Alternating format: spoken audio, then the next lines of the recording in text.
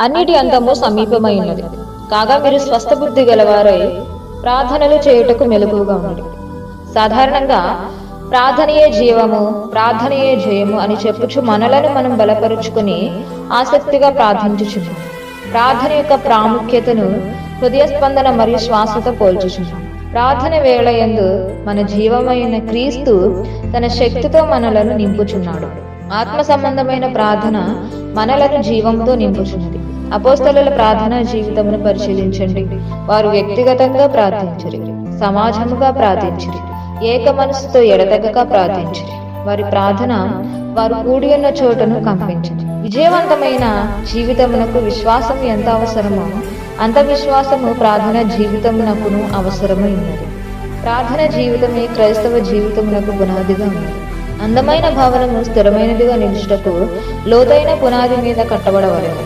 Bible ప్రకారము పునాది బండ మీద వేయవలెను. జయ జీవితం యొక్క పునాది ప్రార్థన. అది జీవమైన క్రీస్తుతో ఏకమై ఉండవలెను. దానియేలు ప్రార్థన అతనికి జీవమునిచ్చెను. సింహములు అతని ప్రాణమునకు హాని చేయలనంతగా సంరక్షించింది. డాలు వలె కాపాడు.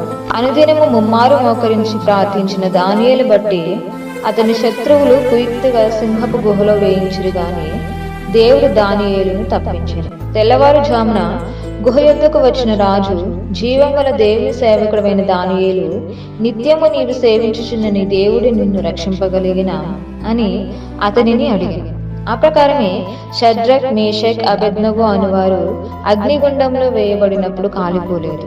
అంతకు మునుపు వారు రాజుతో చెప్పిన మాటలను చూడండి. మేము సేవించుచున్న దేవుడు మండుచున్న వేడిమి గల ఈ అగ్నిగుండంలో నుండి మమ్మల్ని తప్పించి రక్షించుటకు సమర్థుడు, మరియు నీ వశమున పడకుండా ఆయన మమ్మల్ని రక్షించును. దానియేలుతో పాటు ప్రార్థనా వీరులుగా నుండిన ఈ ముగ్గురు హెబ్రీ యువకులను ప్రభువు కాపాడెను. కన్నీళ్లు విడిచుచు విత్తువారు సంతోషగానంతో పంట కోసెదరు.